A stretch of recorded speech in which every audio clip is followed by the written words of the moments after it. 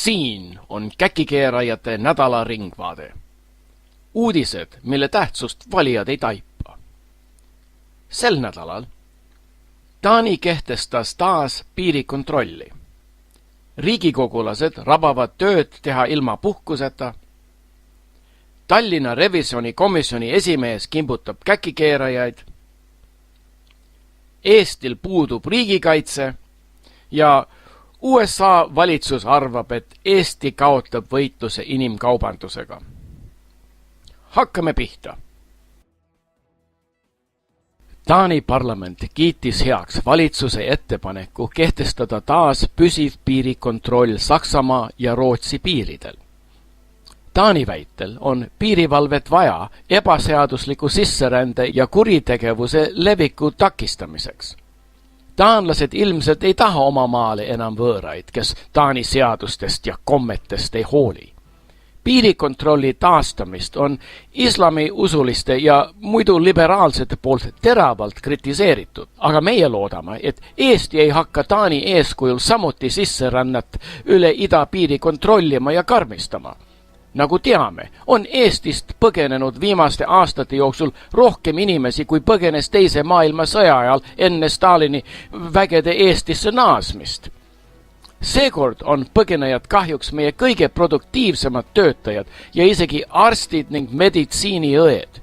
Eesti majanduse eliidil on vaja odavat tööjõudu Venemaalt, et põgenejaid vähemalt osaliselt asendada.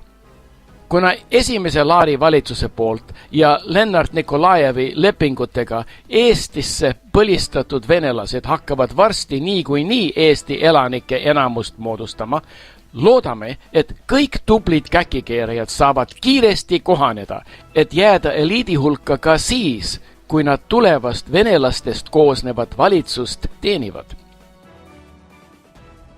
Riigikogu lõpetas kevadistungjärgu 16. juunil. Enamik Riigikogu liikmete jaoks aga ei tähenda see puhkamist.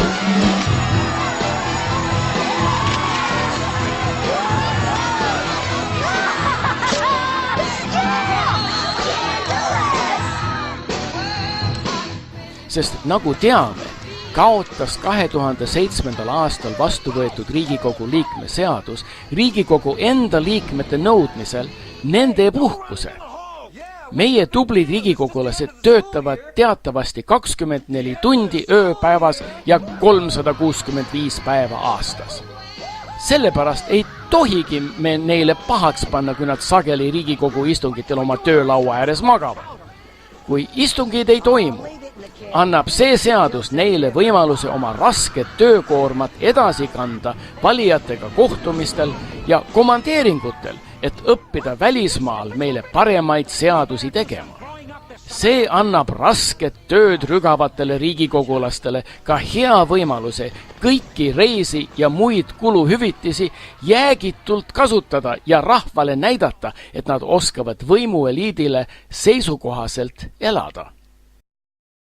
Tallinna linnavolikogu revisjonikomisjoni esimees Madis Kübar, kommenteerides linna planeerimisameti juhataja Toomas Õispuu pistise võtmise juhtumi, väidab, et korruptsioon Tallinnas ei üllata enam kedagi.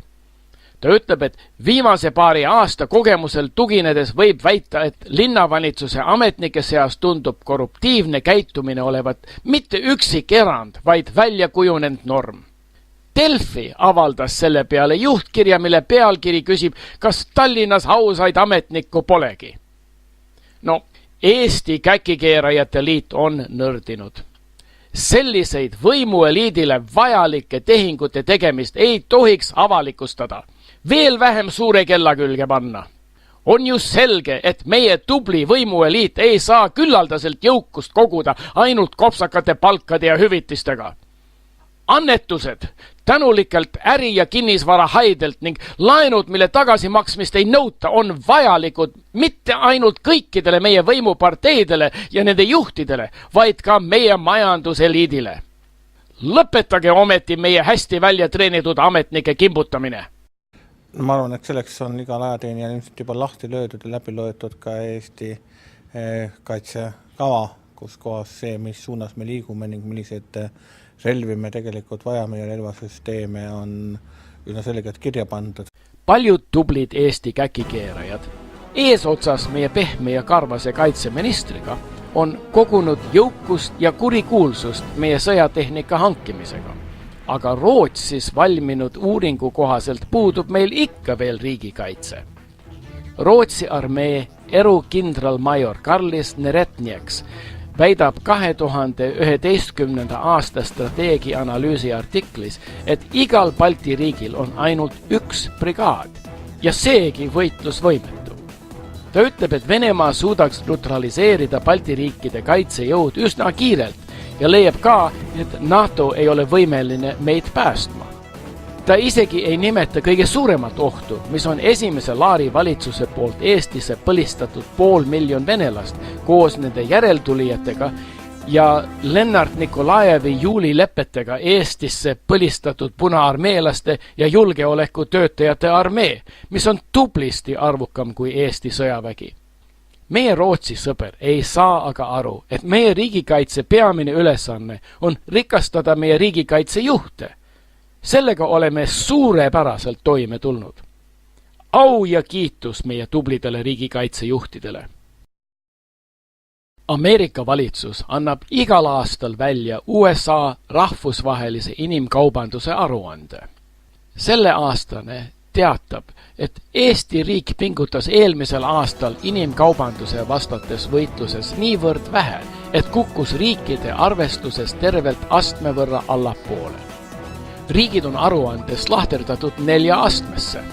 Mullu olime veel teisel astmel, aga nüüd langesime erilisele tähelepanu all olevate riikide sekka, samale pulgale Nigeeria, Afganistan, Bangladeshi ja Kasahstaniga, kus inimkaubandus on USA valitsuse arvates eriti suur probleem. Jänkid ilmselt ei saa aru, mis on meie jõuka majandus- ja võimueliidi jaoks tähtis. Eesti valitsejad on arendanud just neid majandusharusid, mis aitab meie võimueliidil kiiresti ja hõlpsasti haljale oksale tõusta. Inimkaubandus on kindlasti üks nendest, sest seal liigub ju palju raha. Eesti käkikeerajate liit arvab, et kunagi peaksime isegi püstitama ausamba meie tublidele prostituutidele, kes on meie tulusa turismiäri alussambaks ja nendele neidudele, kes läksid uue vabariigi algaastatel välismaale meile vajalikku valuutat teenima.